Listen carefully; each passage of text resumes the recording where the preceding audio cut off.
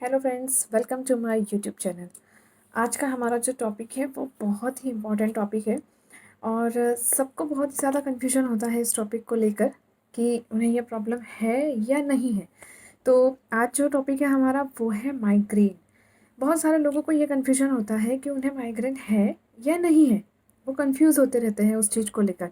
तो आज हम माइग्रेन को समझेंगे कि क्या होता है और वो जो दूसरा हेडेक होता है उससे कैसे डिफरेंशिएट होता है, हम उसे कैसे पता कर सकते हैं कि हमें माइग्रेन है या नहीं है। तो आज हम सबसे पहले बात कर लेते हैं कि क्या होता है माइग्रेन। तो आपको ये जो इमेज दिख रही है इसके अंदर आपको 4 टाइप्स के हेडेक्स दिख रहे हैं, जिसमें पहला है साइनस हेडेक, दूसरा है क्लस्टर हेडेक, तीसरा टेंशन और फिर आता है लास्ट में माइग्रेन। तो आप माइग्रेन का जो इमेज देख रहे हैं उसमें आपको दिख रहा है कि इसमें वन साइडेड हेडेक दिख रहा है, जो कि एक जगह से दूसरी जगह ट्रैवल कर सकता है, मतलब लेफ़्ट टू राइट वो जा सकता है। इससे आप डिफ्रेंशिएट कर सकते हैं कि आपको माइग्रेन है या नॉर्मल हेडेक है। तो जब आपको माइग्रेन होता है तो उसके साथ में आपको नौशिया मिलता है और आपके आसपास अगर कहीं पे लाइट, कहीं पे कुछ साउंड वगैरह चल रहा है उससे आपको बहुत ही ज़्यादा इरिटेशन होती है। आप उस साउंड और लाइट को भी बर्दाश्त नहीं कर पाते हैं, आपको इतना ज़्यादा सिर दर्द होता है।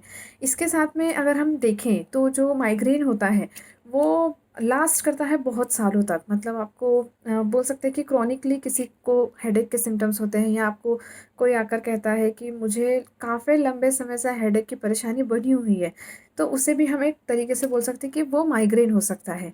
तो माइग्रेन को हमने डिफरेंशिएट कर लिया कि नॉर्मल जो हेडेक होता है उससे इसकी इंटेंसिटी ज़्यादा होती है, इसमें जो पेन होता है वो बहुत ही ज़्यादा डल टाइप का और थ्रॉबिंग टाइप का होते रहता है। एक हल्का हल्का हल्का हल्का दर्द हमेशा बना रहता है माइग्रेन के पेशेंट्स को। और इसके साथ में माइग्रेन के पेशेंट्स को नौशिया होता है, भूख नहीं लगती है और चिड़चिड़ाहट भी बनी रहती है। तो इस तरीके का अगर आपको हेडेक है तो उसे हम माइग्रेन कह सकते हैं। इसके बाद में अगर हम इसके कुछ और पर्टिकुलर सिम्टम्स के ऊपर बात करते हैं तो जो माइग्रेन होता है वो आपके जो हाफ पोर्शन होता है, मतलब आपका लेफ़्ट साइड हेडेक या फिर राइट साइड का हेडेक आपको स्पेशली मिलता है इसके अंदर।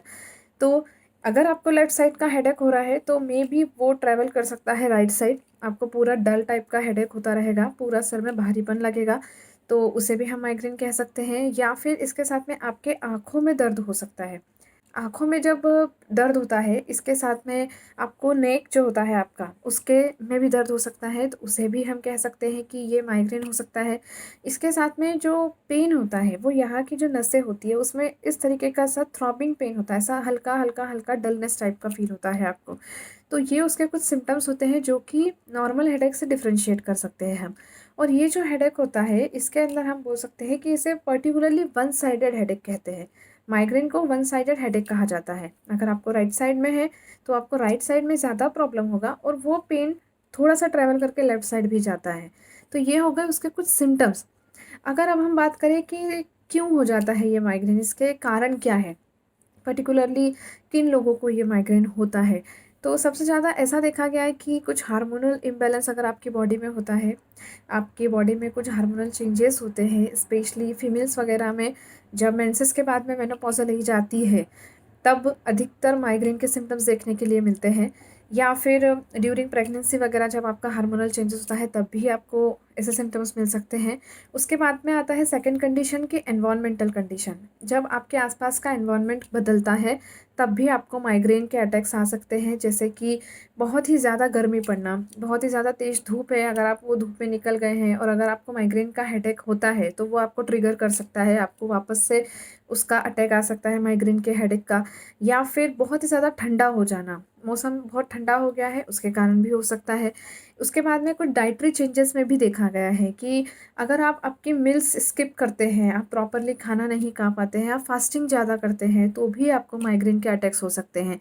आपका कंटिन्यू कंप्यूटर पे कंटिन्यू टीवी वॉच करने का, कंटिन्यू मोबाइल चलाने की वजह से भी माइग्रेन हो सकता है। कंटिन्यूअसली आपको स्क्रीन टाइम जितना आपका ज़्यादा रहता है उससे भी आपको माइग्रेन हो सकता है। उसके बाद में हमें इसका क्या ट्रीटमेंट करना चाहिए। तो अगर आपको माइग्रेन के जब आपको अटैक्स आते हैं तो सबसे पहला काम आपको ये करना चाहिए कि आपको वाटर इनटेक बहुत ही ज़्यादा रखना चाहिए। जितना ज़्यादा आप अपनी बॉडी को हाइड्रेट करके रखेंगे, जितना ज़्यादा आप पानी पिएंगे, उतना ही जल्दी आपको माइग्रेन का अटैक जो आया है, जो हेडेक हो रहा है वो ठीक हो जाता है।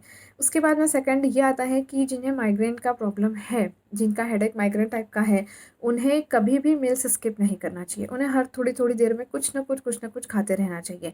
उससे आपको कभी भी वो ट्रिगर नहीं करता है। इसके बाद में अगर आपको हेडेक हो रहा है, माइग्रेन आपको पता है आपको है और वो कंटिन्यूअसली बना हुआ है, तो आपको किसी बंद रूम में जहाँ पे डिम लाइट हो या अंधेरा हो, वहाँ पे जाके आप थोड़ा अगर रेस्ट करते हैं तो आपको मदद मिलती है। उसके बाद में अगर आपको उसके बावजूद भी हेडेक हो रहा है तो आप कुछ आइस पैक्स रख सकते हैं अपने सिर पर, जिससे आपको ठंडक की वजह से आपको थोड़ा-सा माइग्रेन के जो सिम्पटम्स आपको हो रहे हैं वो थोड़े रिलीफ़ हो जाते हैं।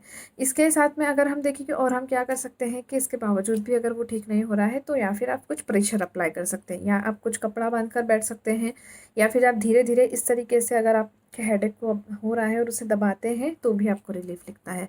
अब बात करते हैं लास्ट में कि इन सब चीज़ों से तो हमें रिलीफ़ हो रहा है, लेकिन हमें उसे प्रॉपर्ली ठीक करना है, उसे प्रॉपर ट्रीट करना है, तो फिर आती है होम्योपैथिक की बारी। तो होम्योपैथी मेडिसिन में बहुत ही अच्छी मेडिसिन्स है जो कि माइग्रेन के ऊपर, माइग्रेन टाइप के हेडेक के लिए बहुत अच्छा काम करती हैं। तो सबसे पहली जो मेडिसिन आती है हमारी, वो आती है बेलाडोना। बेलाडोना मेडिसिन्स हम तब देते हैं जब बहुत ही ज़्यादा पेशेंट को थ्रॉपिंग हेडेक होता है, इंटेंस हेडेक होता है, उससे बर्दाश्त नहीं होता है, साथ में उसकी आँखें लाल पड़ जाती हैं, आँखों के आसपास भी दर्द होता है, तब हम बेलाडोना मेडिसिन्स को प्रेफ़र करते हैं। सेकंड मेडिसिन आती है हमारी natrum mur. Natrum mur medicine हम स्पेशली जब अप्रैल मई का जो मौसम होता है हमारा, ज़्यादा लू चलती है या ज़्यादा बहुत गर्मी होती है बाहर, तब हम देते हैं उसे। जब आपको गर्मी में जाने की वजह से, धूप में जाने की वजह से आपको हेडेक हो रहा है, आप कहीं से बाहर से आए हैं और आपको बहुत सीवियर हेडेक हो रहा है, तब उन केसेस में हम नेट्रम्यूर यूज़ करते हैं। और इसके अलावा 2-3 मेडिसिन्स हैं जो कि हम बहुत ही ज़्यादा मात्रा में हेडेक के लिए यूज़ कर सकते हैं। तो आप बिना किसी भी होम्योपैथिक प्रिस्क्रिप्शन के इसे ना लें, आप पहले किसी होम्योपैथ से कंसल्ट करें, उसके बाद में आप माइग्रेन के लिए या फिर आपके पर्टिकुलर किसी हेडेक के लिए आप मेडिसिन्स ले सकते हैं। अगर आपको ये वीडियो पसंद आया है, आपको अच्छा लगा है, आप इसके बारे में और कुछ जानना चाहते हैं, तो प्लीज़ मुझे कमेंट करके बताएँ और इसे ज़्यादा से ज़्यादा शेयर करें और मेरे चैनल को सब्सक्राइब करें। Thank you so much.